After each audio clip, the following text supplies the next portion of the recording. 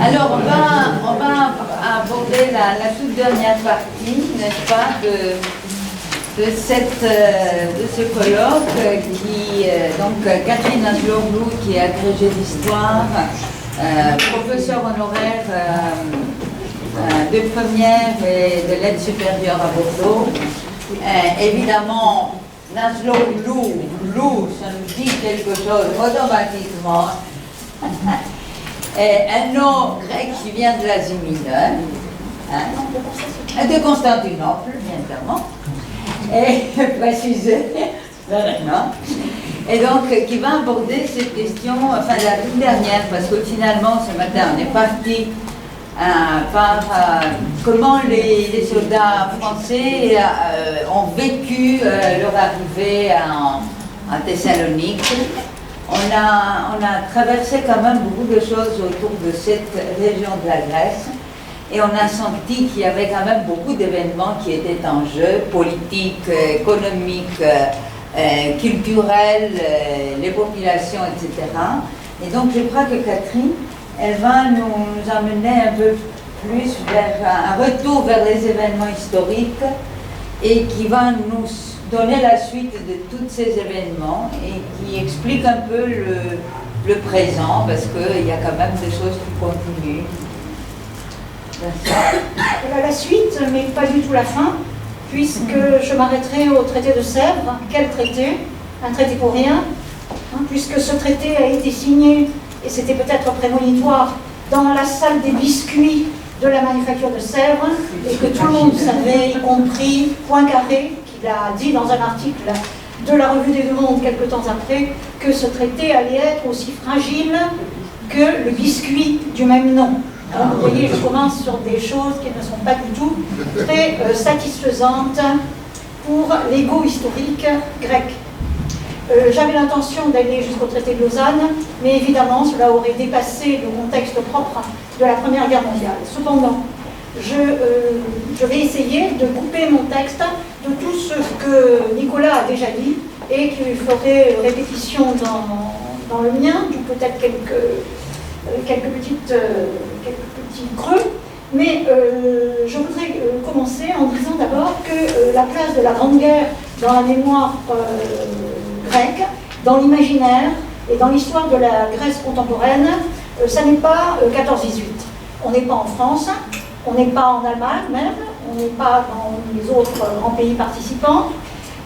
Pour la Grèce, je considère qu'il y a une grande période qui va de 1910 à 1923 et qui est une seule période de guerre, puisque avec la préparation des guerres balkaniques et le nouveau contexte que l'on a à partir de 1909-1910, et ensuite avec les guerres balkaniques, avec la Première Guerre mondiale, et avec qui s'est conclue et continuée sur la guerre d'Asie mineure, la guerre ne se termine qu'en 1923. Alors il est à noter qu'actuellement, évidemment, en France, on célèbre, et pas seulement en France, mais dans d'autres pays, le centenaire de la Grande Guerre. Eh bien, en Grèce, non. On a célébré le centenaire des guerres balkaniques. Le centenaire de la Première Guerre mondiale n'a pas encore, ou va peut-être en 1917 donner lieu à quelques commémorations. Par contre, en 2014 et 2015, eh bien, on célèbre, et on va peut-être continuer à célébrer, le 150e de la naissance de Venizelos, qui a donné lieu à plusieurs colloques extrêmement importants, et le dernier auquel j'ai assisté, c'était au jour où j'ai pu assister, était fin octobre, donc un colloque au Milaron, et qui posait la question, justement, la question politique de Venizelos en tant que chef d'État, que chef politique, et la place qu'il pouvait avoir à la fois dans l'histoire de la Grèce, mais aussi dans l'imaginaire politique et dans l'imaginaire tout court de la Grèce. Autre chose, en Grèce, donc, on a commencé la commémoration des guerres balkaniques en 2012. On l'a commencé par une grande manifestation sur le croiseur Averov. Et j'ai eu le plaisir d'y être invité, et on a célébré aussi un moment de de la carrière de Venizelos à l'occasion de son 150e anniversaire, en célébrant l'anniversaire de la mise, si vous voulez, de l'arrivée de l'Averhof, du croiseur Averhof, qui tient un rôle fondamental de symbole dans l'imaginaire grec. Il est toujours en eau, il est toujours dans le port de Phalère, de l'ancien Phalère, et il est visité, et il y a eu une cérémonie très importante dont il était ouvert pendant 24 heures à tout le monde, et il y avait beaucoup de monde qui y était. Autre chose, je m'intéresse énormément aux monuments aux morts, et en particulier, mon séjour dans le sud-ouest m'a amené à pouvoir faire le tour de tous les cimetières, de tous les villages français, c'est comme cela dans tout le sud-ouest, y compris au Pays Basque, à voir ce qu'étaient les monuments aux morts des plus humbles, à la fois dans les cimetières et dans les églises des villages. Eh bien, mes pérégrinations dans Grèce, qui m'amènent aussi à m'intéresser aux monuments aux morts, eh bien, me montrent qu'il n'y a pas de monuments aux morts de la Première Guerre mondiale en Grèce. Il y a des monuments aux morts parfois de la guerre balkanique, mais ils sont toujours rajoutés, évidemment, les morts de la Première Guerre mondiale quand il y en a, et ça n'est pas toujours le cas, vu que la Grèce n'a pas beaucoup participé à la Première Guerre mondiale. Par contre, les noms des morts à la campagne d'Asie mineure, ensuite les morts de la campagne d'Albanie de 1940-41, les morts de la guerre civile, éventuellement. Donc on a une période de guerre qui commence en 1912 et qui se termine même, pour certains, en 1945. Et non seulement c'est une période importante de la Grèce, mais c'est aussi une période de conflit, sur l'ensemble de la période. Alors, les Grecs ont peu participé au conflit mondial, mais les conséquences ont donc été multiples. Une victoire en 1918 aux côtés des Alliés, mais qui se transforme en 1922 en défaite, et pas seulement en défaite, mais en catastrophe nationale. Un pays allié vainqueur est reconnu comme tel au traité de Sèvres, donc un chiffon de papier, et que le traité de Lausanne balayera totalement. Des évolutions cruciales, un tournant, la période de la Grande Guerre, et je pose la question, une étape dans la construction d'un État moderne, et une étape qui a été difficile, qui a montré justement à la fois l'alliance difficile, ou la neutralité difficile, comme l'a montré Nicolas, ensuite la guerre difficile, et ensuite évidemment une défaite à assumer, puisqu'elle se termine non seulement sur une défaite militaire totale et évidemment radicale, mais aussi sur l'échange obligatoire des populations. Et il faut se dire qu'en à partir de 1912-1913, on commençait à penser à aller en Asie mineure, et qu'en 1923, on revient d'Asie mineure. Donc le rêve est coulé, et dans la mentalité politique, dans la mentalité historique, et dans la mentalité, disons, des fantasmes et des traumatismes de la population grecque, cela va laisser des traces. Alors après la guerre balkanique, la Grèce a vu son territoire augmenter de 70%, passant de 64 786 km² à 108 606, et ce qui est peut-être plus important pour notre sujet, de 2,7 millions à 4,4 millions, et Francine comme Nicolas nous ont montré l'importance de Thessalonique, et de la grande, non seulement en tant que grande ville, en tant que port, importance économique, bien sûr, et attrait de tous les fantasmes, y compris donc de la Serbie, puisque des Serbes vont être passionnés par cette ville. Mais l'unité nationale n'est pas achevée, et la grande guerre, dans son contexte, va être un moyen de réaliser cette unité nationale, pour l'interrogation. Alors, sur cette carte, nous voyons l'ère de peuplement grec au XIXe siècle, c'est-à-dire que la vision que l'on a d'un impérialisme, d'un colonialisme vu d'Occident, c'est d'aller quelque part où on n'a rien à faire, vu qu'on n'a pas de ressortissants, on n'a rien. Alors que pour les Grecs, ce qui va leur apporter, il y a à la fois une idéologie particulière et en même temps des rapports à l'hellénisme, puisque toute cette ère qui est en vert foncé, en vert plus clair, eh bien c'est l'ère de l'hellénisme. Étant donné qu'il y a des Grecs, il y a un hellénisme qui est présent, et la plupart du temps, que ce soit au niveau de l'Ionie, de l'Éolie, même du pont de Constantinople, n'en parlons pas, et même des pourtours de la mer Noire et de la Grèce, bien sûr, eh bien il y a ce rapport à l'Antiquité que l'on a redécouvert essentiellement à partir de la fin du XVIIIe siècle et surtout au XIXe siècle avec les grands philhellènes et en particulier avec les recherches des Allemands. Ce sont les Allemands, via les Bavarois, qui ont apporté le style néoclassique en Grèce. Le style néoclassique n'existe pas dans l'imaginaire grec, même chez les intellectuels, auparavant. Et avec ce grand écart que l'on a entre le retour à l'Antiquité, ou bien la volonté donc de cet hellénisme qui obligatoirement fait penser à l'autre côté de la mer Égée, et l'ancrage aussi que l'on trouve dans les fondements, politiques et idéologiques de la Grèce, c'est-à-dire la Révolution française, les droits de l'homme, etc., et l'ancrage qui est celui de Venizelos, et le grand écart. D'un côté, la référence à la Révolution française, puisque son idéologie est fondée non pas sur cette partie libérale. Les partis libérales ne se dit pas libéral au sens occidental du terme en grec. Phileleftherismos, c'est un idéal, c'est un parti qui n'est pas un parti de masse, mais un parti d'élite, on peut dire, et le libéralisme grec tel que conçu par Venizelos est ancré, si je peux résumer, synthétisé, non pas dans les idées de Locke, c'est-à-dire dans les idées qui vont donner l'individualisme dans certaines appropriations, mais dans la plupart, et dans ce que nous connaissons à l'heure actuelle, à mon avis, je pense.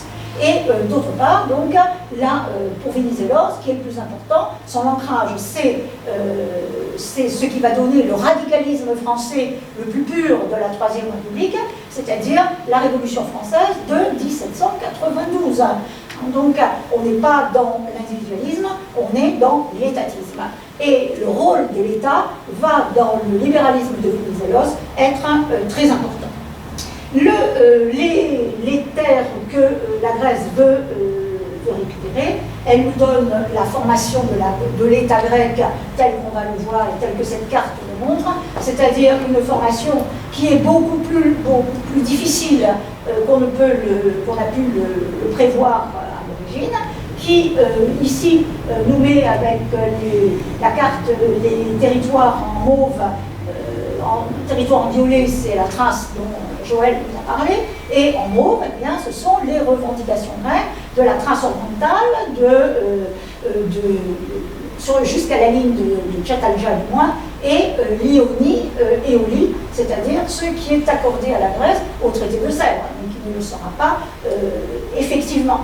La construction de la Grèce se fait finalement avec beaucoup d'efforts entre 1821 et 1947, avec le dodécadèse, mais ce n'est rien à côté de la construction de la France. La France, on l'apprend, ça commence au Capétien, l'union de la France, et ça va jusqu'au rattachement de Nice en 1860, et même au-delà, dire que c'est achevé avec la récupération de l'Alsace-Lorraine en 1918. Mais c'est sur plusieurs siècles. La Grèce a une histoire mouvementée et une unité et un État qui va se faire au forceps, si on peut dire. Alors,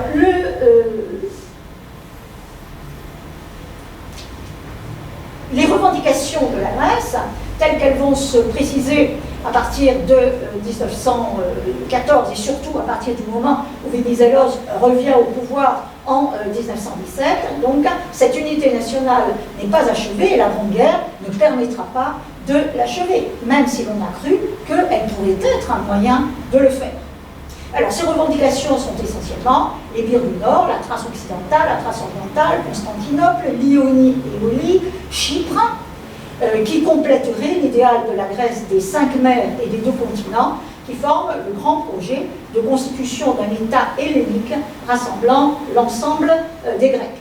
Mais si cet idéal constitue celui du rêve national de la Grande Grèce et partiellement du moins la base des buts de guerre qu'il faudra défendre à la conférence de la paix, cette fois, sur le terrain politique, diplomatique, territorial et non plus seulement, on n'en sera plus dans l'imaginaire, dans le fantasme d'une recomposition de l'Empire byzantin. Et donc, dans ce contexte, quels sont les fondements de la politique et de l'action diplomatique de Vénizelos? Qu'est-ce qu'il va mettre en œuvre pour atteindre ses objectifs? Ces objectifs qui sont quand même assez réalistes, puisque ici je n'aborderai que 2 questions, à savoir Constantinople, la question Constantinople, qui est une partie de la question de la Thrace orientale, mais ça m'amènerait très loin, et la question de Smyrne.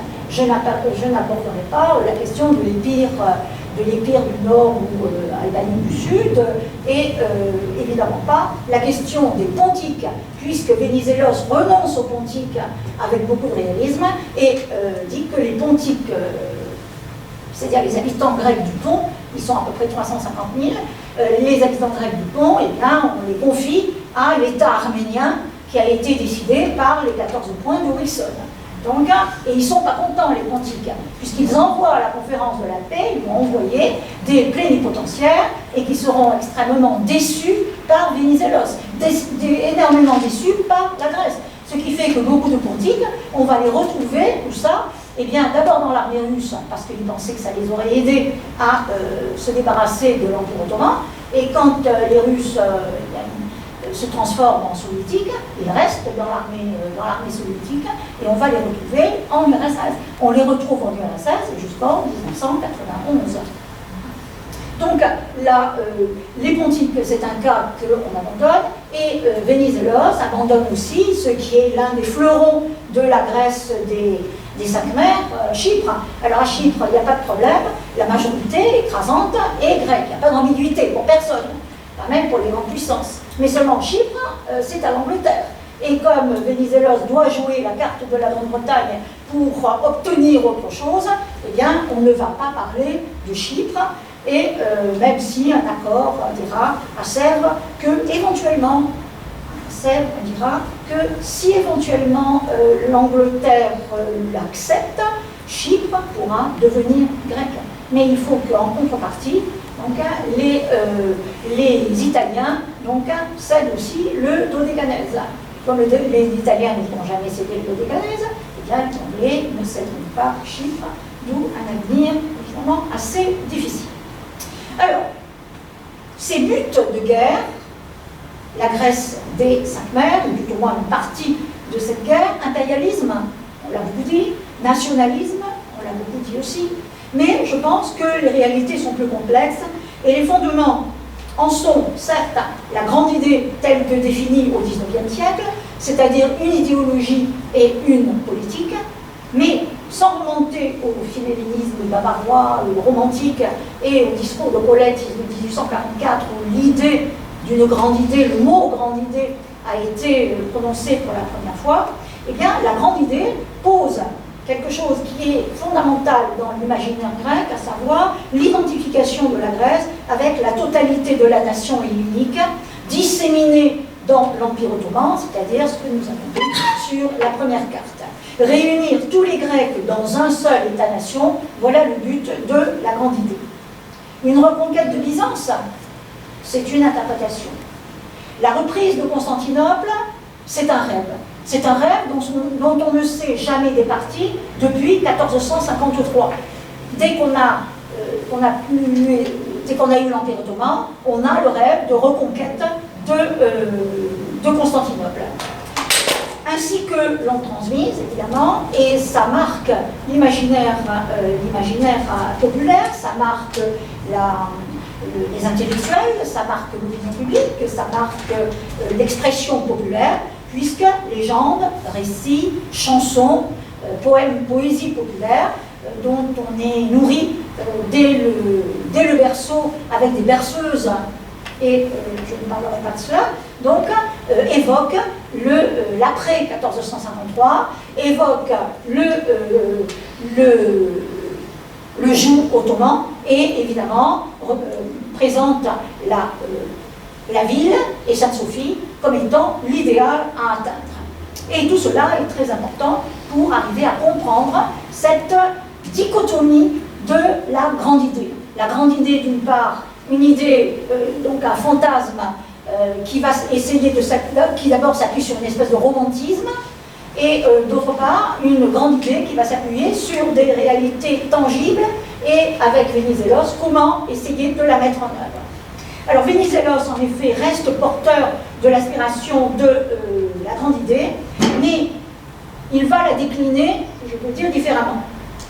Vu par Venizelos, ça va être une déclinaison occidentale, qui a été présentée au roi d'ailleurs dès 1915, et on a à l'opposé donc une autre vision de la grande idée, qui est la vision, je dirais, orientale, et qui est celle des anti-vénizélistes, et qui est centrée autour de l'idée impériale, autour de l'orthodoxie, et qui ne regarde pas les réalités concrètes, et qui ne va pas essayer d'utiliser le rapprochement avec l'entente pour ce faire. Donc l'idée impériale, c'est celle que l'on va... c'est pas parce que le roi est anti-vénizéliste ou bien ses amis sont anti-vénizélistes, et la plupart des Grecs vont le prouver jusqu'en 1920, malheureusement, eh bien, qu'ils sont contre la grande idée. Ils sont pour cette grande idée, mais au niveau du fantasme oriental. Alors que pour Venizelos, grande idée peut-être, mais il faut s'en donner les moyens, et de façon réaliste. Alors ces positions, Orient, Occident, fantasme, romantisme, que plus d'un historien grec comme français jugeait et juge encore ridicule pour un observateur européen, certes, sont nécessaires pour comprendre la guerre civile larvée ou réelle que connaît la Grèce durant la période 1915-1920, et je dirais même au-delà, puisque l'on peut considérer que le procès et l'exécution des 3 anciens premiers ministres et 3 généraux devant le peloton d'exécution en novembre 1922, on peut les considérer à la fois comme une vengeance politique, évidemment, mais aussi comme une terrible catharsis après le choc de 1922 et de la période du schisme national. Plus j'avance en travaillant l'histoire de la Grèce de l'entre-deux-guerres, et plus je pense que la période du schisme national, eh bien, n'a pas cessé, même pas entre 1928 et 1930 ou 1932, avec le retour de Venizelos au pouvoir. Le schisme est toujours présent, il y a toujours des éléments de schisme dans la nation grecque à ce moment-là. Et quand on sait, quand on connaît la suite, évidemment, on peut se demander si le schisme national n'a pas aussi perduré malgré le nom de 1940, malgré l'unité de 1940, malgré l'unité autour du retour de Venizelos en 1928, si ce schisme n'a pas justement été prégnant sur la société et la politique grecque de 1915 à 1945. J'exagère peut-être un peu, mais c'est une vision qui m'interpelle, si vous voulez, à chaque fois que je regarde cette période de l'histoire grecque à travers un certain prisme. Dans un contexte idéologique et politique complexe, quelle va être donc la stratégie que Venizelos va utiliser face aux stratégies françaises et britanniques en Méditerranée orientale pour appuyer ses revendications? D'autant que les Alliés en général et la France en particulier sont, en raison de leurs intérêts propres, et ils sont nombreux et contradictoires, et des évolutions qui, dès 1918, se font jour au Proche et au Moyen-Orient, ils sont très réactifs à ce que l'on va appeler la question nationale grecque. Se pose alors la question de la liberté d'action politique, militaire, diplomatique de la Grèce face aux grandes puissances. Alliées, certes, c'est-à-dire militairement, mais que les états-majors, les gouvernements, les opinions publiques envisagent souvent d'un mauvais œil, voire d'un très mauvais œil. La confiance ne règne pas dans les Grecs. Et par exemple, il faut, dans la période de la participation de la Grèce à la guerre, il faut les pertes importantes sur par les forces grecques 2800 tués dans cette affaire pour emporter la deuxième bataille de Skradilegen en mai 18, pour que l'opinion de l'état-major français avec le général Guillaumat devienne plus favorable. Jusqu'à Skradilegen, on ne leur confiait jamais un morceau de territoire à défendre, un morceau du front à eux tout seuls. Il y avait toujours des Anglais ou des Italiens ou des Français parce qu'on ne leur faisait pas confiance. Et l'état-major va alors à peu près, enfin l'état-major français va alors avec Guillaumat, puis avec Franchet d'Espéré, Franchet d'Espéré qui va être quand même très, très mitigé au début, pour qu'on ait une opinion un petit peu plus favorable. Sur le plan militaire, comme diplomatique et politique, l'affaire des vêpres athéniennes ou grecques dont a parlé Nicolas en 1916, et le souvenir des marins français morts aux Apiones à Athènes, pèse lourdement sur les décisions des gouvernements français et sur l'opinion publique, campagne de presse, etc. Et n'oublions pas que l'amiral d'Artige donc est démis de ses fonctions et qu'à Paris, un remaniement ministériel très important restructure le cabinet d'Aristide Briand. Et en Grande-Bretagne, le cabinet Asquith démissionne. Ça veut dire que cette affaire des marins français est très grave. Une petite anecdote à ce propos, les marins français ont été enterrés au cimetière, un cimetière que je connais bien, qui est le cimetière des Pirées de Keratsini. Et ils ont été rapatriés en 1923, etc. Mais la France a gardé une stèle avec les noms des marins. Et, alors je ne sais pas si ça se passe encore, tous les 2 novembre, il y avait une cérémonie française devant la stèle au cimetière de Keratsini. Et, plus encore, à l'époque où j'étais en classe de première au lycée français d'Athènes, en 1963, je vais vous dire, important, la Jeanne, vous savez, le croiseur, le navire-école, la Jeanne d'Arc, était passé pour son dernier voyage au Pirée. La classe a été mobilisée pour aller représenter la France dignement, et on nous a emmenés à Keratsini. Et j'ai été profondément marquée par la cérémonie où on a parlé des marins français tués par les Grecs en 1916. Donc c'est une affaire qui a beaucoup marqué et à laquelle il faut toujours penser quand on parle des relations franco-grecques. Et on pourrait aussi aborder ce sujet en évoquant philhellénisme, mishellénisme. C'est comme en 1821, je n'entrerai pas dans ce débat.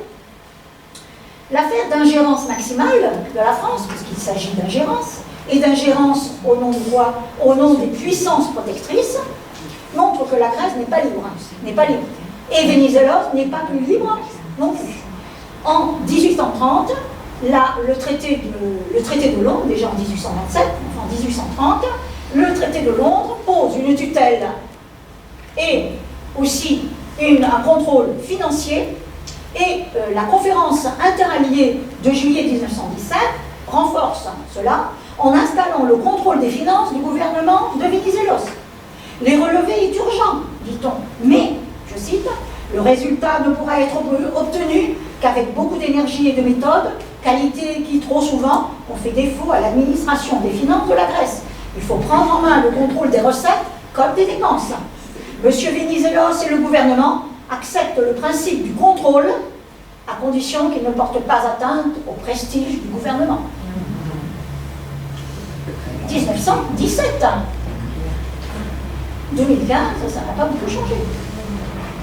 C'est le rapport donc de Charles Sergent qui a été dépêché par la commission interalliée pour s'occuper des finances grecques sur place. Et Jacques Tobie a analysé dans un de ses travaux les retards systématiques de paiement de la dette. Je vous évite les chiffres. Le global, c'est 1,2 milliard de francs or que la Grèce doit en 1917, dont 38%, c'est la plus grosse part, envers la France. Et en 18, l'opinion publique grecque dira qu'il faut effacer la dette, et elle demandera même des compensations pour les dommages de l'occupation militaire française. Cette situation débitrice va évidemment donner des arguments aux alliés, et Clémenceau écrit « La loi de contrôle doit demeurer intacte, elle est appelée à étendre son action au-delà de la vieille Grèce, c'est-à-dire même dans les nouveaux territoires contrôlés. Donc on ne plaisante pas. Philhellénisme peut-être, mais droit d'ingérence donné par le traité de 1830, et même si on aime beaucoup Venizelos à Paris, là, les affaires sont les affaires. Donc dans ces conditions, quelle stratégie pour Venizelos? Alors Venizelos est le premier homme d'État grec à avoir... Donc Venizelos, alors ici, un petit clin d'œil à Francine. Donc c'est une carte postale qu'un soldat français envoie à ses parents. Et donc il est écrit qu'il encense Venizelos. Que c'est, je ne sais pas si vous arrivez à lire. Je vous envoie cette photographie qui vous fera qui vous sera particulièrement agréable, avec cette physionomie qui est devenue très populaire. Donc, Venizelos est un grand homme d'État, le soldat envoie son portrait en carte postale et dit qu'il est devenu très populaire. Et donc, il approuve. Et c'est une carte postale sans faute d'orthographe, donc ça signifie vraisemblablement que c'est d'un officier. Donc c'est un homme connu, c'est un homme qui a une vision politique et de la nation, avec des buts n'excluant pas de faire des choix réalistes. C'est la première fois qu'on a un homme politique qui, justement, va rationaliser, va faire de son système, va faire de ses idées, il va essayer tout au moins de faire un système politique. Pour Constantin Zolopoulos, dans un ouvrage récent, ses choix ont été bons. Ils ont été bons, mais évidemment, il y a eu des erreurs, mais, dit Zolopoulos, dévoyés ou perdus ou transformés par ses successeurs qui les ont totalement aussi manipulés. Le plan tracé en 1918 pour la conférence de la paix n'est pas nouveau. Déjà, Venizelos avait mis en œuvre une stratégie identique en 1898, au moment de la Révolution crétoise, en 1905, au moment de l'insurrection de 1905, dans les buts à atteindre, et la politique menée à partir de 1909 ont montré justement comment cette politique, comment cette idée de l'action politique s'est formée. Alors, elle s'appuie aussi sur des plans de modernisation du pays, et ces plans de modernisation, eh bien, Venizelos a essayé de les mettre en œuvre avant même les guerres balkaniques, puis après les guerres balkaniques, et évidemment, il essaiera de les mettre. Il veut les mettre en œuvre après la guerre, il n'y parviendra pas, il faudra attendre son retour en 1928. Alors, Venizelos voit bien sûr des avantages dans une participation à la guerre avec une adhésion à l'entente, mais qui doivent être non pas seulement territoriaux, mais faire de la Grèce, un État, je cite, civilisé et moderne, ce qu'elle n'est pas pour lui.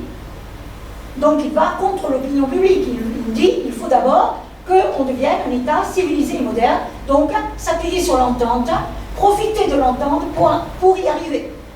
Bien que réaliste, il conçoit que c'est une vision politique risquée, bien sûr, car le succès de ses ambitions est soumis à quelques conditions essentielles: la victoire définitive de l'entente, la chute de l'Empire ottoman, sur laquelle il a parié dès 1914, et le démantèlement de celui-ci, en accord avec les déclarations répétées et quasi officielles, que ce soit du côté du gouvernement français, du gouvernement britannique, ou bien dans les différentes réunions interalliées de la période de la guerre, donc ont répété Briand et Clémenceau dans leur gouvernement. Et puis aussi que la Grèce trouve les forces, les ressources et l'endurance nécessaires à agir à une guerre qui peut être longue. Quand on entre en guerre, quand on est en guerre en 1917, on ne sait pas quand est-ce que ça va se terminer. Et rappelons que Nicolas a fait référence au général Métaxas, anti-exiliste notoire, et justement, Métaxas, dans un mémorandum au roi, a stigmatisé Venizelos en disant que la Grèce ne pouvait pas, n'avait pas la possibilité de trouver les forces, les ressources et l'endurance nécessaires à gagner quoi que ce soit. Alors, la stratégie de Venizelos s'inscrit aussi dans quelque chose de très particulier, que c'est l'exemple de l'échec de 97, de la honte de 1897, c'est-à-dire la politique du jamais seul. Jamais seul, parce qu'en 97 on y est allé, on a foncé dans le tas et on a été obligé de reculer. S'il n'y avait pas eu les Anglais, on serait au canal du Bois. Donc, jamais seul, n'agir en fonction des possibilités de la petite Grèce, réalisme, et ne pas se heurter à des questions la dépassant. D'où la renonciation aux revendications du pont, de Chypre et même de Constantinople. Surtout ne pas s'engager dans un duel.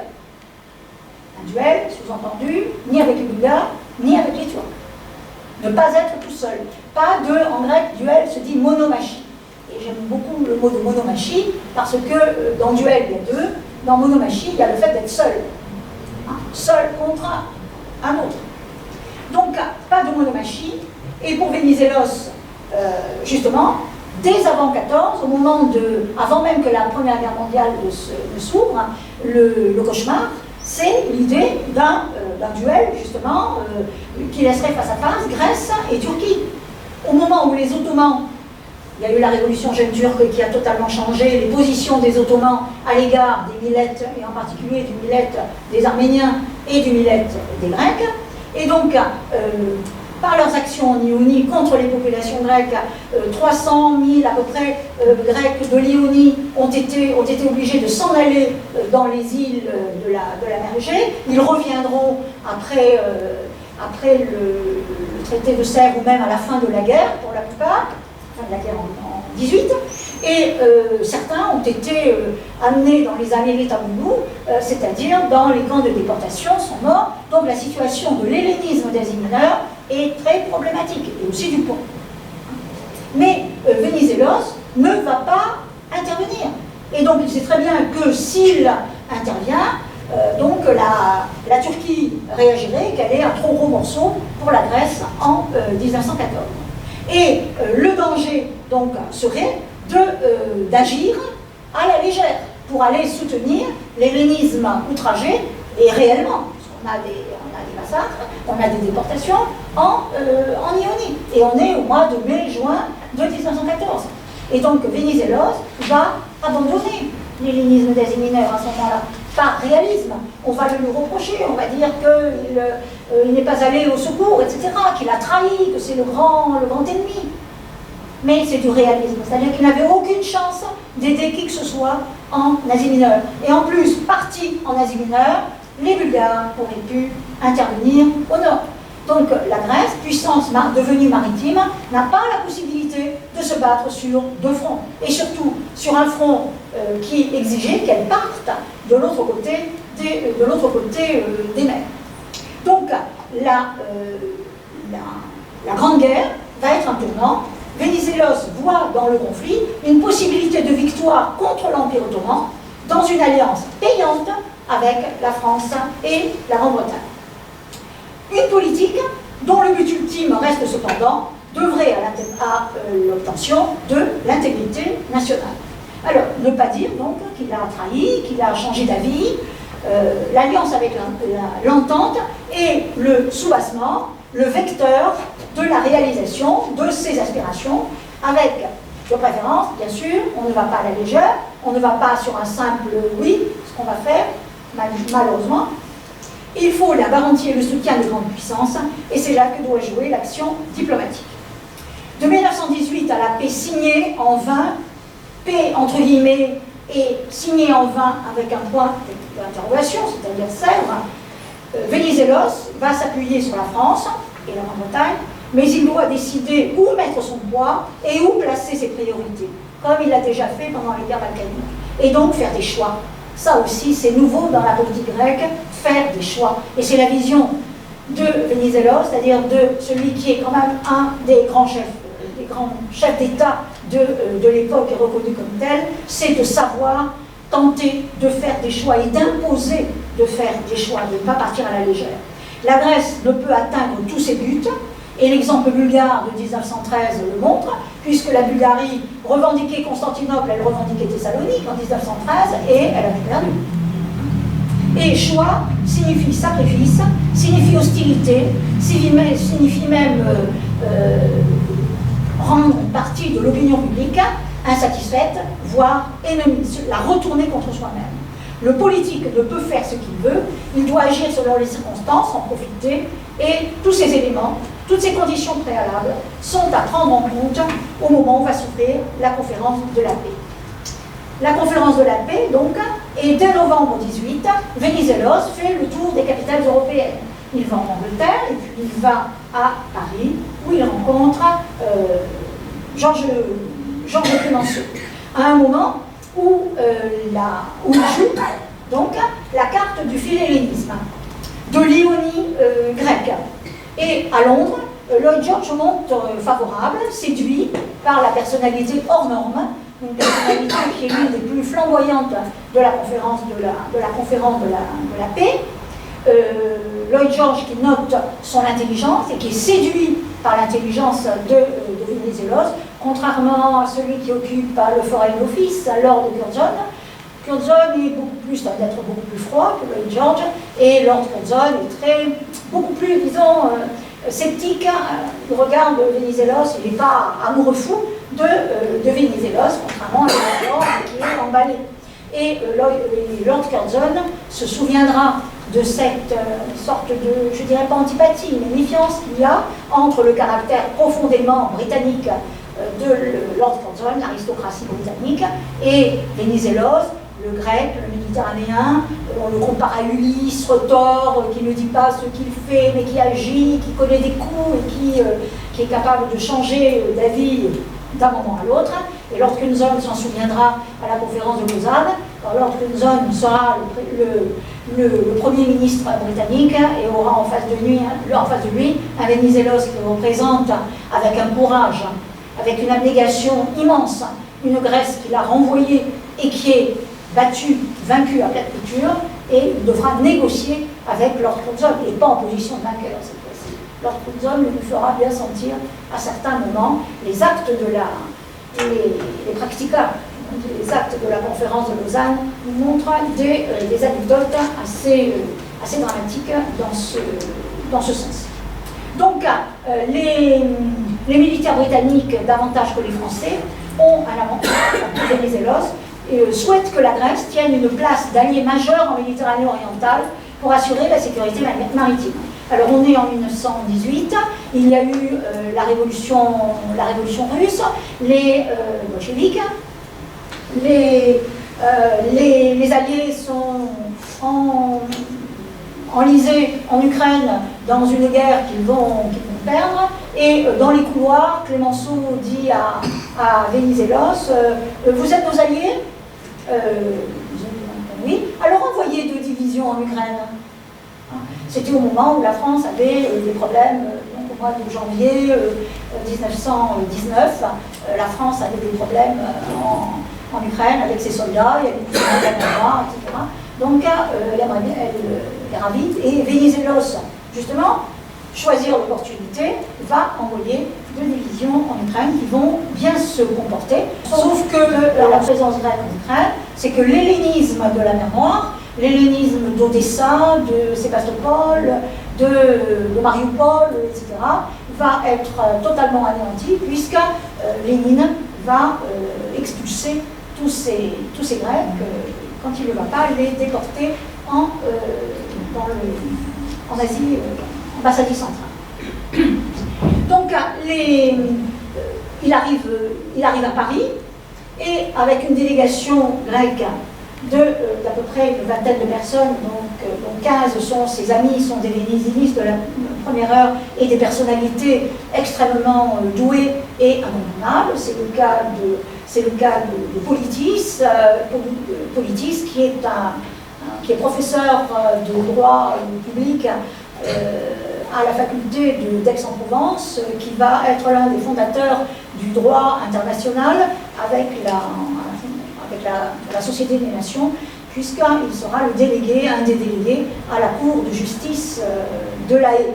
Donc c'est quelqu'un qui n'est pas méconnu, et Politis, qui est son ministre des Affaires étrangères, donc est présent d'un bout à l'autre aux tractations de la paix.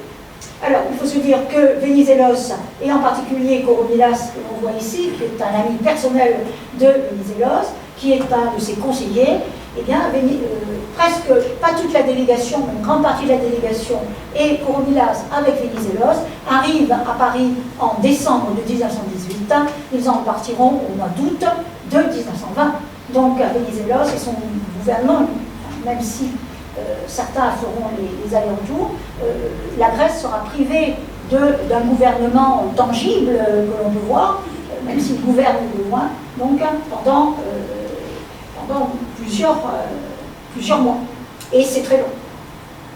Donc, à Paris, donc, propagande grecque, bien sûr. Donc, là, on a parlé, propagande grecque, des pamphlets dans les journaux.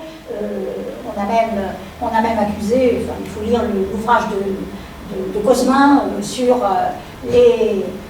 la propagande grecque à la conférence de Paris. Cosmin est anti-vénizéliste, évidemment.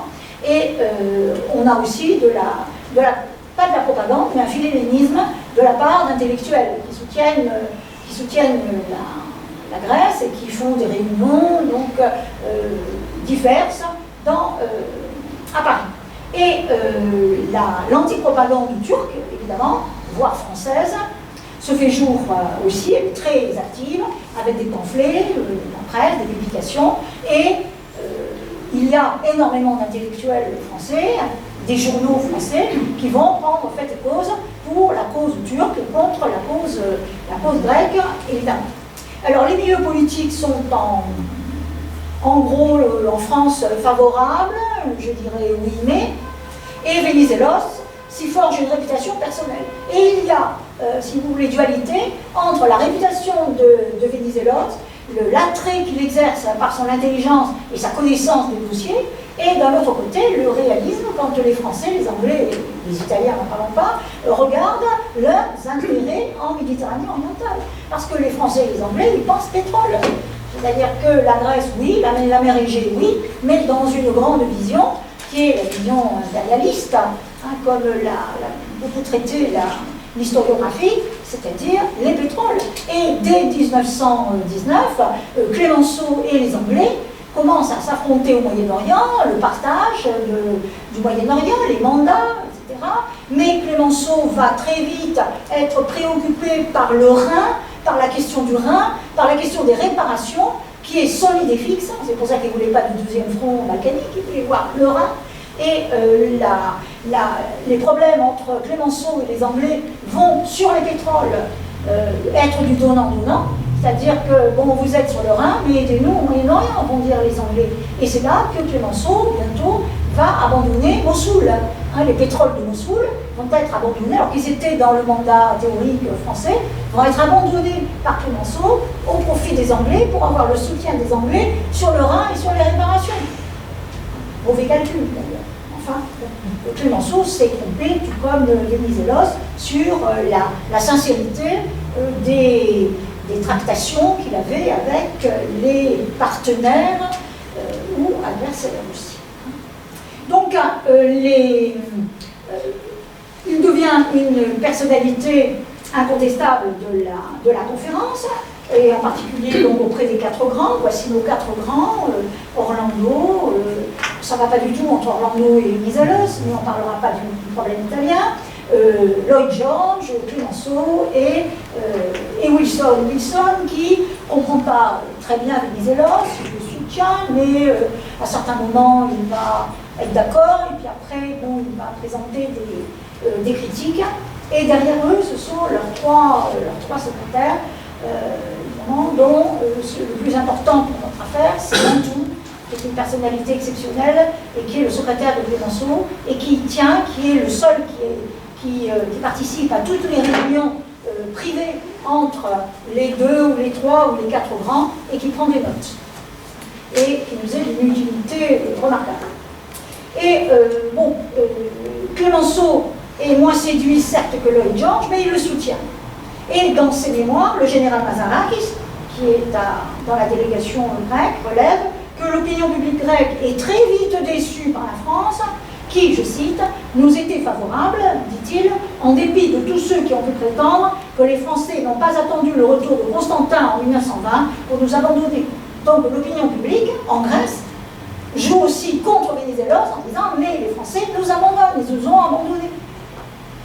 Et c'est ainsi que juge l'opinion publique.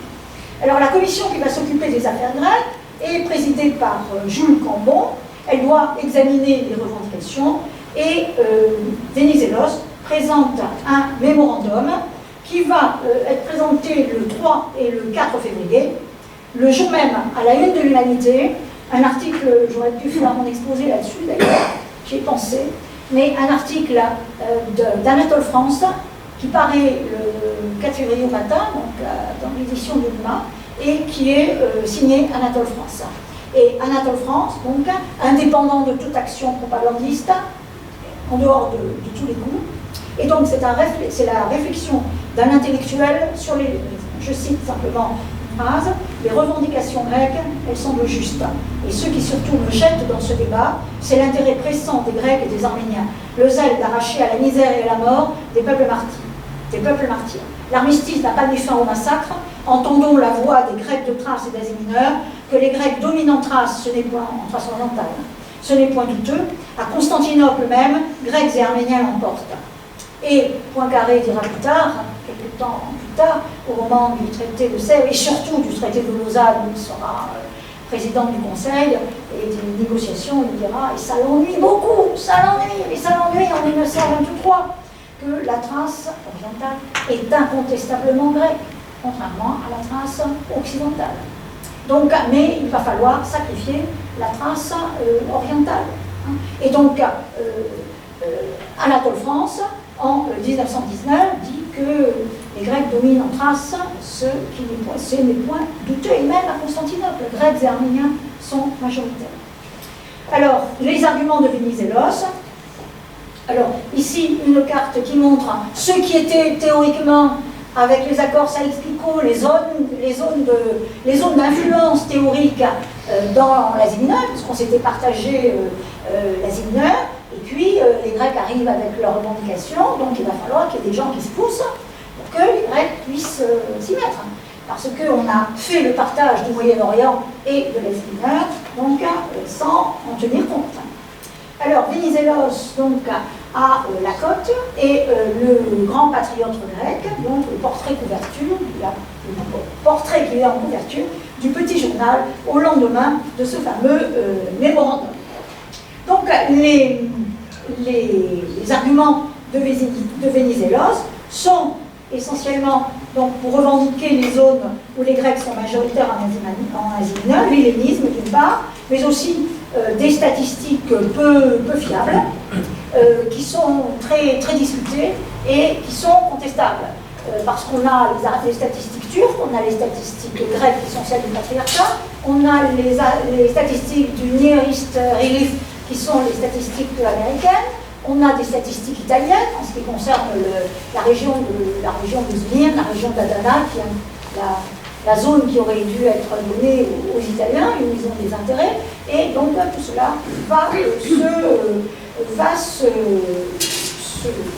poser des difficultés, surtout sur la revendication de Smyrne, et dont personne ne conteste la majorité grecque à Smyrne, mais il est question d'une vaste zone intérieure qui va être source de difficultés. Alors ici nous avons, les Grecs avancent, 1 700 000 Grecs en Asie mineure et 730 000 en Thrace et à Constantinople. Alors ici j'ai mis quand même une carte des différents plans qui ont été ceux de la Thrace, et comme je ne vois pas très bien ce qu'il y a sur cette carte. Donc il y a plein de lignes. Alors on a les frontières de 13, les revendications grecques, qui sont en noir. En rouge, c'est les propositions anglo-françaises de mars 19. Ensuite, la ligne en vert, la ligne qui a été adoptée en septembre 19, etc. Donc des quantités de tractations pour vous montrer simplement la difficulté des négociations, puisqu'on a les actes de la commission des affaires grecques montrent comment de journée après journée on discute village par village. Ah mais on ne peut, quand il y a des villages mixtes, on ne peut pas laisser les uns avec un puits et les autres sans puits. Donc on ne peut pas laisser les uns avec tel accès à une route et les autres sans accès à une route.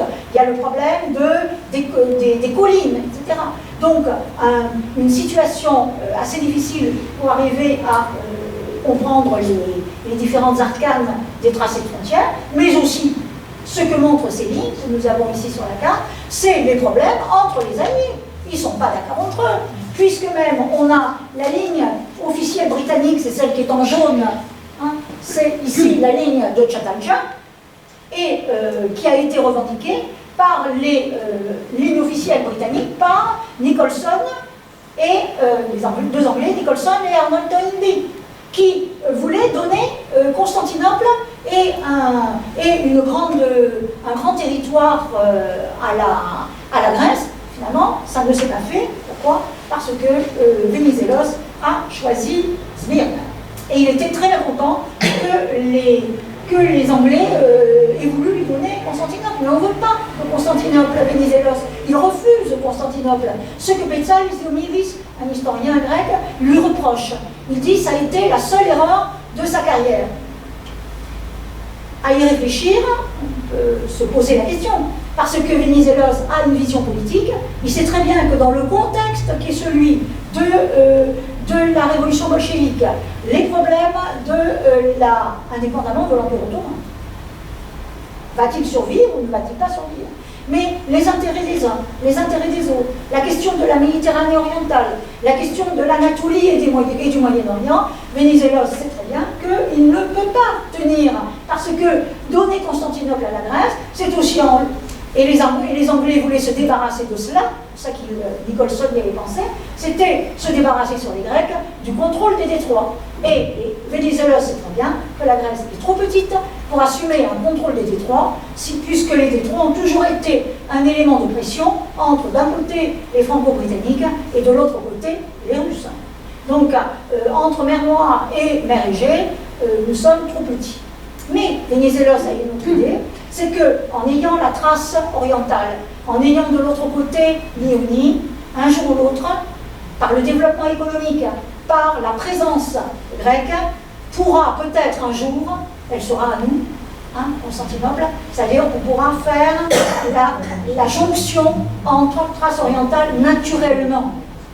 Donc pour l'instant, il n'en veut pas. Et les Grecs de Constantinople lui en veulent.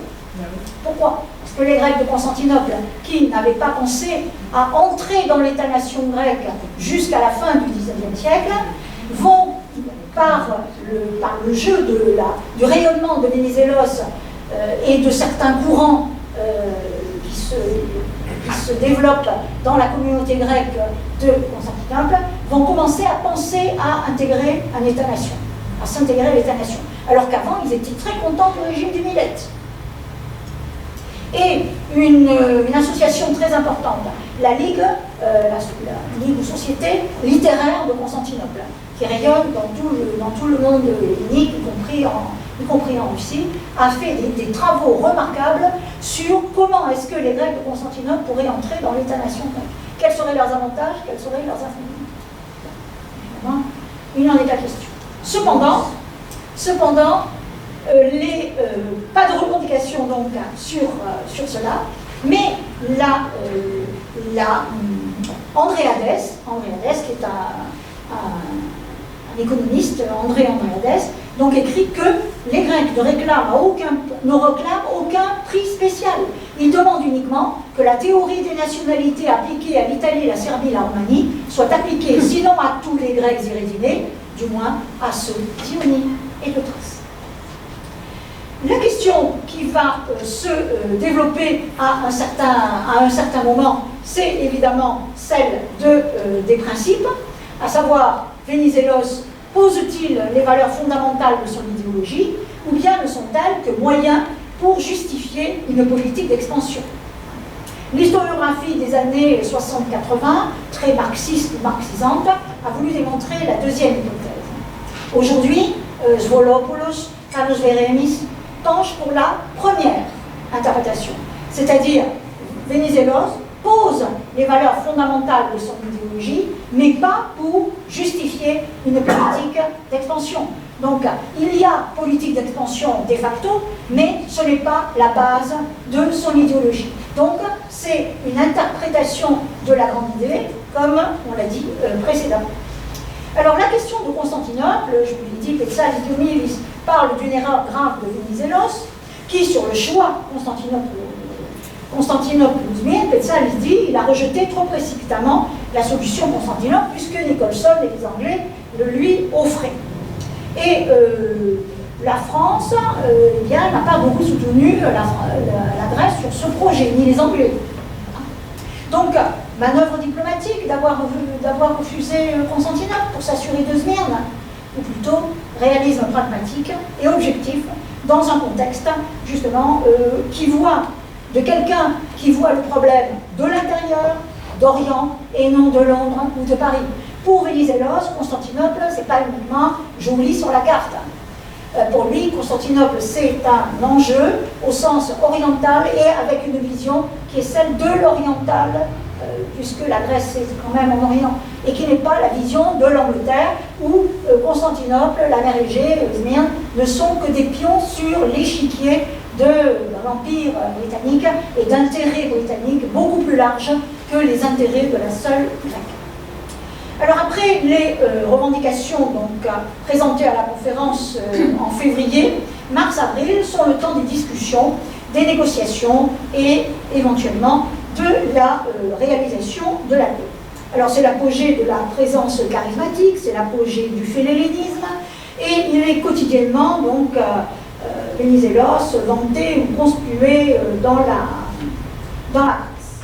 Alors le symbole, c'est évidemment dans les milieux politiques et militaires le fait que la Grèce a participé à l'occupation alliée de Constantinople, et le croiseur Avérov, le fameux, toujours le même, hein, là c'est pas le Jeanne d'Arc dont il y a eu au moins 3 ou 4 exemplaires, le croiseur Avérov c'est toujours le même qui est en nombre que je vois tous les matins de chez moi. Donc il est là, et il est représenté ici, donc sous le sérail, pour faire joli. Mais en réalité, les Français n'ont pas voulu que le croiseur Avérov s'ancre sous le sérail, comme la flotte française et anglaise, mais on l'a relégué dans un endroit qui actuellement est le centre-ville, mais qui à l'époque était une grande banlieue, c'est-à-dire devant le palais de Dolmabahçe. C'est-à-dire qu'il soit un peu plus loin d'éventuelles revendications de la foule ottomane. Donc, parce qu'il est entré, etc. Et même certains Anglais et Italiens, surtout, n'étaient pas d'accord sur la présence des Grecs à Constantinople. Alors, le général Paraskevopoulos, chef des armées grecques, dans ses mémoires, raconte que le 17 mars, il est reçu à Constantinople par Franchet d'Espéré, le général en chef de l'armée d'Orient, avec rang de chef suprême des armées grecques. La flotte et le corps d'occupation grec donc se trouvaient déjà là, mais Paraskevopoulos donc n'est arrivé qu'au mois de mars. Et donc il est accueilli par Franchet d'Espéré, il entre dans la ville, dans la voiture de Franchet d'Espéré, et il écrit « Foule innombrable et enthousiaste, drapeaux français et grecs le long des rues. À l'hôtel Perapalas où je devais demeurer, une section française avait été déployée pour présenter les armes.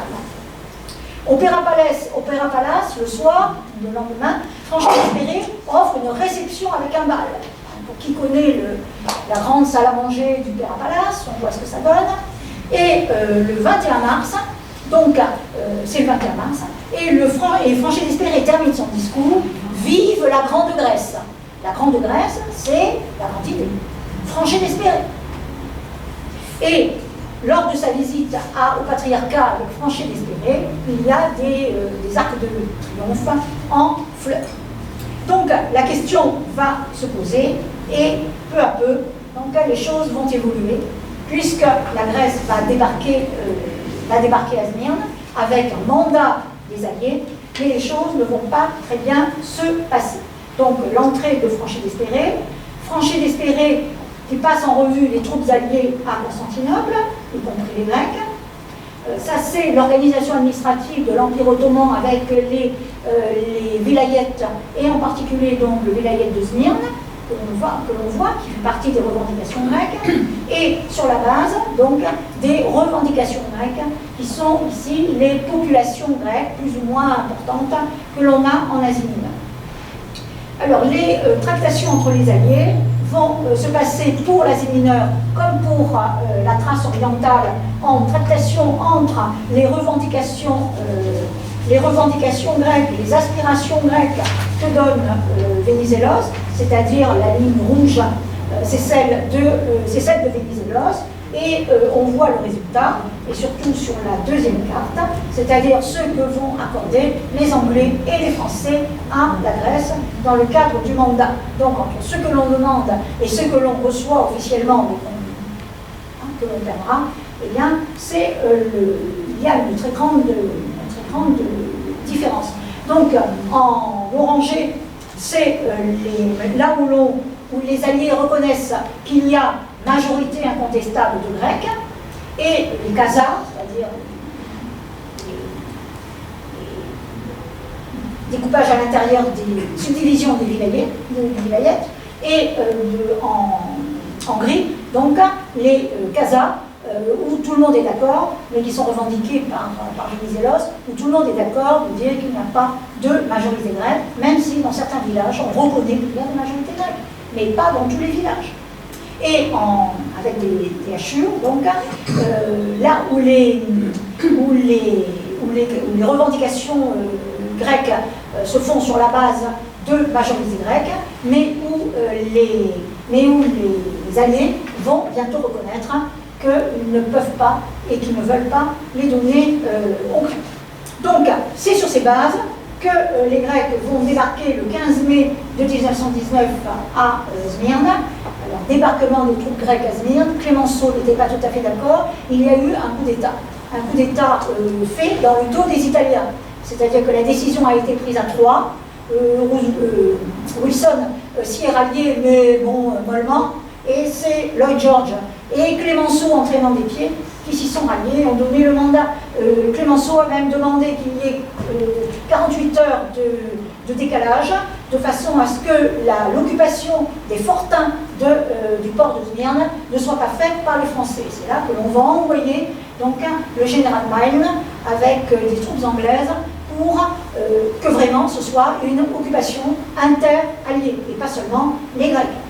Alors, on a l'arrivée des régiments d'Evzone à Smyrne. La Grèce envoie auprès de ces populations ceux qui sont les symboles de la guerre d'indépendance, les Evzones. Et donc, l'arrivée du général Milne à Smyrne, qui arrive le 25 juillet 19. Il faut quand même se dire que les Grecs débarquent à Smyrne le 15 mai, dans la liesse générale, mais déjà il y a des massacres, et que le 19 mai, il y a quelqu'un qui a débarqué clandestinement à Samsun, et qui a commencé déjà au moment où Milne arrive à organiser des contestations nationalistes, c'est Mustafa Kemal. Donc Mustafa Kemal est déjà en Asie mineure au moment où les Grecs célèbrent leur arrivée en Asie mineure. Donc le général Milne est Paraskevopoulos, donc c'est un mandat inter-allié, et le général Paraskevopoulos lors d'un défilé de l'armée grecque à Smyrne. Donc un mandat qui s'est réalisé donc, relativement difficilement, puisque les alliés eux-mêmes ne sont pas d'accord, que Venizelos n'a pas obtenu tout ce qu'il voulait, et qui est mal perçu par les populations locales. Alors un problème au niveau de l'idéologie, un problème au niveau politique. Quand on regarde l'historiographie française, occupation des Grecs, à Smyrne, occupation grecque de Smyrne. Quand on regarde l'historiographie ou l'imaginaire grec, libération de Smyrne. Et cela pose des problèmes énormes, c'est-à-dire occupation, débarquement, annexion ou libération. Libération, c'est unilatéral, c'est l'imaginaire grec. Et encore à l'heure actuelle, on a des problèmes. Il y a 3 ans, dans l'éducation nationale grecque, on a voulu changer la façon de faire, de dire l'histoire de l'Asie mineure dans les livres scolaires. On a eu un tollé général. Donc c'est quelque chose qui est toujours prégnant. Pour les Grecs, que ce soit dans le contexte impérial de la grande idée, ou que ce soit même pour leur imaginaire à eux, de l'hellénisme, ce n'est pas une occupation, c'est une libération. Et donc à partir de là, comment peut-on s'entendre? Comment peut-on aborder les réalités qui sont les réalités occidentales? Donc les enjeux vont être extrêmement durs quand il va falloir, et difficiles, quand il va s'agir de négocier au traité de Sèvres. Alors Venizelos est un personnage essentiel du traité de Versailles. Il est debout, on ne le voit pas très bien, mais il est debout, là on le voit. Le voilà avec sa barbe blanche. Donc il est présent, alors qu'il ne signe pas le traité de Versailles. Mais il signe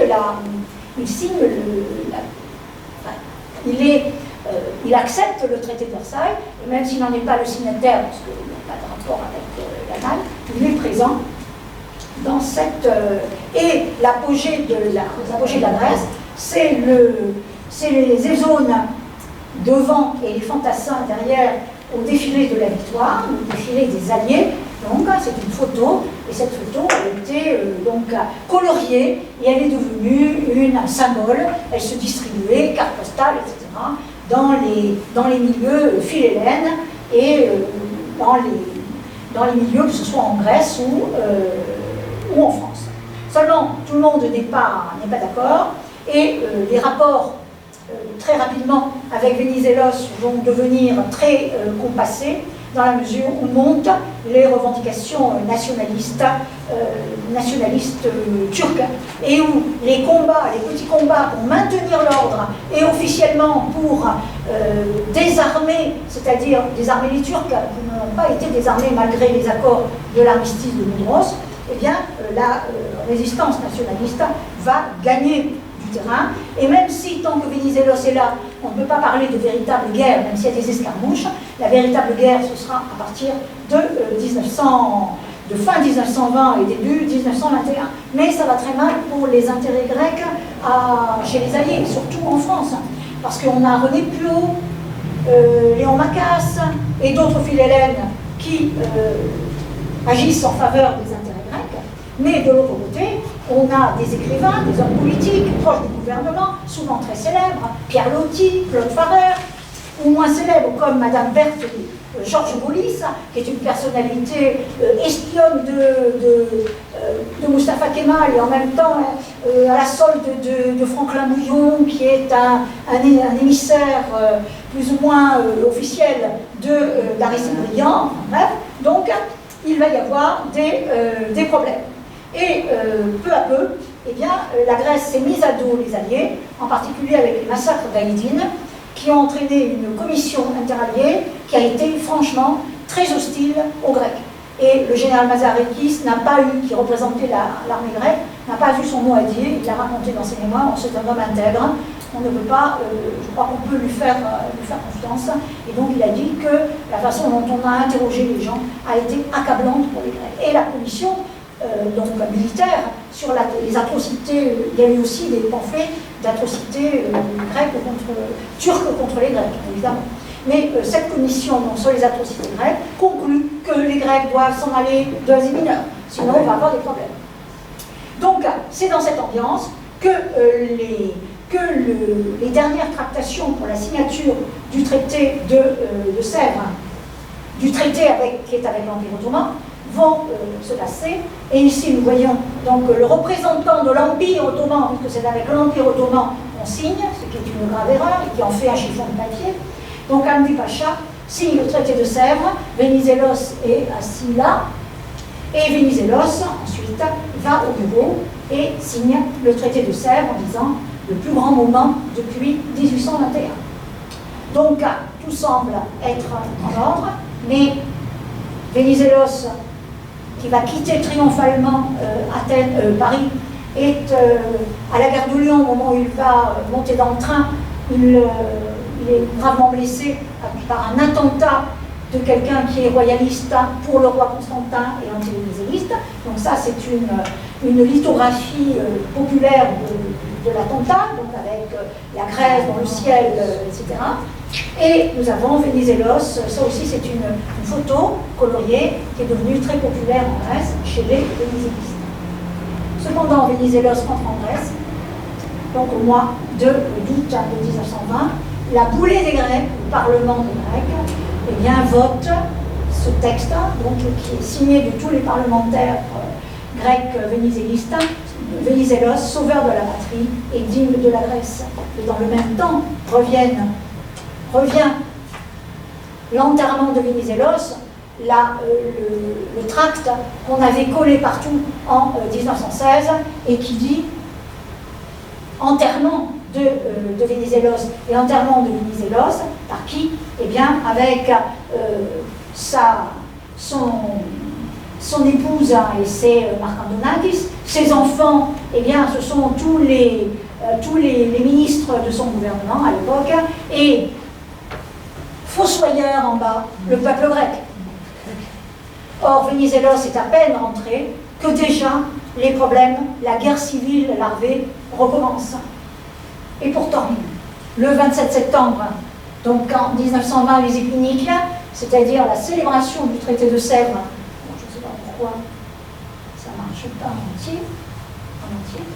Donc ça c'est au stade panathénaïque qui prend à peu près 45-47 000 personnes et où on va avoir entre le stade, la colline qui est derrière et les rues, on va avoir jusqu'à 100 000 personnes qui vont assister à ces épiniques. Et donc là, on a la pompée, les pompées byzantines, la pompée byzantine, avec tout le clergé qui arrive pour rendre hommage donc, à celui qui a reconstitué dans l'imaginaire populaire Byzance, presque. Hein. Et donc au stade, le défilé et Vénizelos, donc le roi Alexandre, puisque c'était lui qui était là à cette époque-là, il meurt quelques jours plus tard, donc Sophoulis, amiral Polydotis, le général Paraskevilos, et les représentants alliés qui honorent Vénizelos et le traité de Sèvres. Mais déjà des caricatures où on voit Constantin revenir, parce qu'on a des élections quelques semaines plus tard, et donc le retour de Constantin le 14 novembre 20, puisque Vénizelos perd les élections. Non seulement il perd les élections, mais il n'est pas élu dans son fief thessalonique. C'est-à-dire que même les Thessaloniciens ne votent pas pour Vénizelos, qui va s'en aller serrer, et qui va donc partir en novembre 20, au moment où le roi va revenir, Constantin va revenir, ce qui fait que le traité de Sèvres sera nul et non avenu. Donc Vénizelos quitte le général Paraskevopulos et lui envoie donc lui donne cette photo dédicacée en souvenir de notre collaboration donc jusqu'en novembre de 1920. Vénizelos s'en va en exil et qu'en est-il du rêve de la Grande Grèce, puisque ça c'est la carte de la Grande Grèce telle qu'elle était devenue extrêmement populaire et dont il ne reste rien au début de 1921. Moment où les Français, au moment où Briand arrive au pouvoir, eh bien les Français vont se retourner franchement du côté de devenir de plus en plus turcophile. Et l'année 1921, ce sera l'année des accords Franklin-Bouillon, c'est-à-dire une paix séparée de la France avec la Turquie, qui met fin donc, à la guerre avec l'Empire ottoman, définitivement.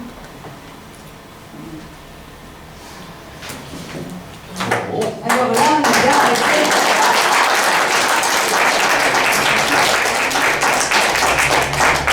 Alors là, je crois que vous êtes... Si vous me permettez, pour conclure... Alors là, Catherine... Simplement... Catherine est libre. Simplement... Un peu de provoque. Je vais vous lire un texte, et après je vous dirai de qui il est. Il date du 31 mars 1920. Donc un peu avant il y a quelques lignes. Non. Je voudrais montrer l'inconvénient des pratiques diplomatiques suivies depuis 1914.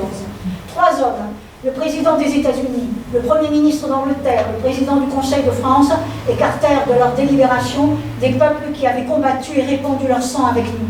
Un tel fait est en contradiction formelle avec les principes de la République. En Orient, nous avons à poursuivre l'action civilisatrice de nos pères. Jamais l'heure ne fut plus propice pour faire sentir les bienfaits du génie français. En même temps, nous devons continuer la protection généreuse des droits des minorités. Il nous faut conclure un traité de paix avec la Turquie et concilier ses intérêts avec ceux de la Grèce. Nous devons défendre ceux dont la France, depuis des siècles, a été la patrie morale. J'ai écrit ce texte. C'était un discours qui devait être prononcé le 31 mars 1920 et qui n'a pas été prononcé parce que son auteur il a dû le rédiger quelques jours avant, et son auteur a eu un accident de train en mars 1920, et donc il n'a plus été président de la République française. Il s'agit d'un texte de Paul Deschanel, qui n'est pas du tout fou. C'est pour ça que je dis que c'est la preuve. J'avais dit Deschanel, tout le monde aurait rigolé, ils m'auraient dit qu'est-ce qu'elle nous raconte avec un fou? Ah non, il n'est plus là. Et je trouve ce texte particulièrement intéressant, à la fois du point de vue français et du point de vue catholique. Alors, des questions, j'espère. Des oui, contestations. si j'avais des questions. Là, on est plongé dans une période très, très historique et tout à fait différente de tout quoi on est parti. Mais ça vous donne quand même un aspect de la complexité et des situations quand même assez difficiles auxquelles ils ont dû s'affronter tous à ces périodes-là, à la fin de la Première Guerre mondiale. J'ai bien précisé que le texte qui est là est de Karilaos Koupis, 7 fois Premier ministre, non élu en 1895, ça me rappelle quelqu'un d'autre. Il s'exile et meurt à Cannes, s'exile à Cannes, il meurt une année plus tard. Venizelos, idem. Venizelos aussi, et il a vécu longtemps en Cannes. Voilà. J'attends Le roi le canon à bleu rouge.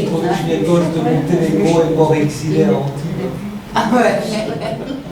Mais un militaire aussi de l'Asie mineure, il est mort aussi ici. Donc c'est vrai, c'était la région, c'est une région où il y avait quand même plusieurs personnes. Enfin, il y avait quand même l'attirance. Et il y a la famille Karageorgievitch, une partie de la famille Karageorgievitch a un très beau monument au cimetière russe de Nice.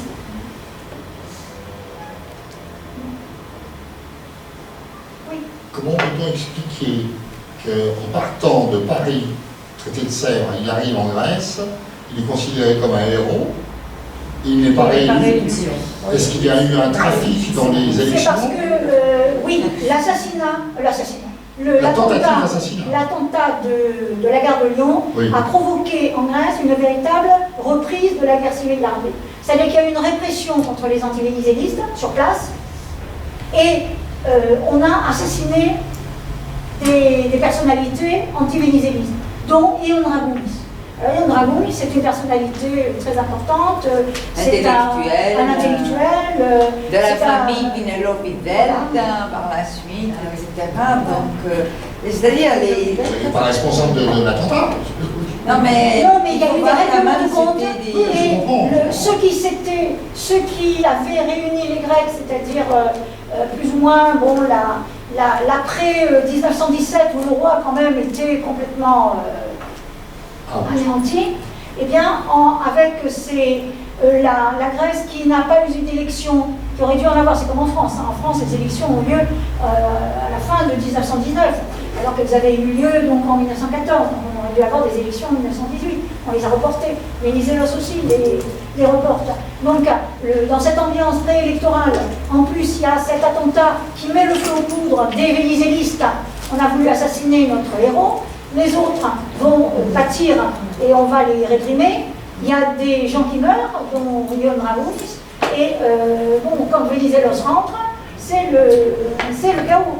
Donc, on célèbre le traité de Sèvres parce que c'est la paix, et parce que c'est, théoriquement,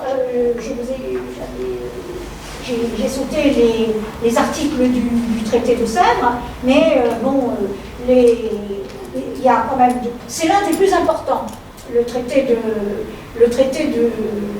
de Sèvres. Il y a des centaines et des centaines d'articles, il y a 433 articles pour le traité de Sèvres. Et donc, il démantèle définitivement l'Empire ottoman. Et ça, les Anglais, les Français sont d'accord, parce que ça les arrange. Parce que ne pas oublier que le traité de Sèvres, chiffon de papier pour la Grèce, mais pas chiffon de papier pour les mandats anglais, français au Moyen-Orient.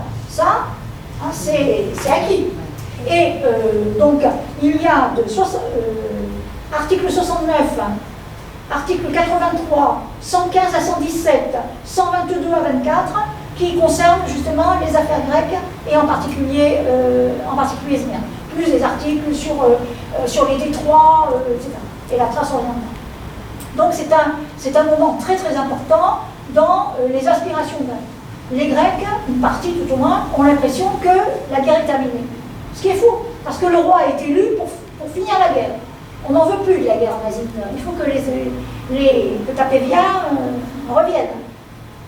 Le problème, c'est que c'est le roi qui va engager des campagnes suicidaires en Asie mineure. Et la preuve, c'est que Métaxas, à qui le roi propose de remplacer Paraskévopoulos, eh bien, va refuser.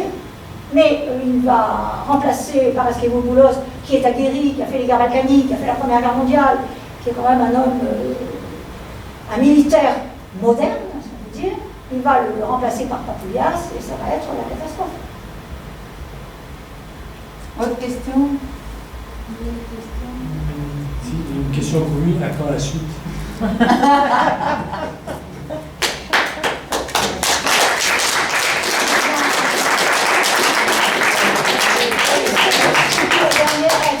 Intervenu, je veux vous remercier pour votre patience et surtout pour votre intérêt de nous avoir écoutés tous les 5. Voilà, et je remercie les collègues et amis qui sont venus participer à ce colloque, à Catherine de l'avoir mis sur pied, et donc à vous autres d'être présents jusqu'à 6h du soir. Merci. Alors,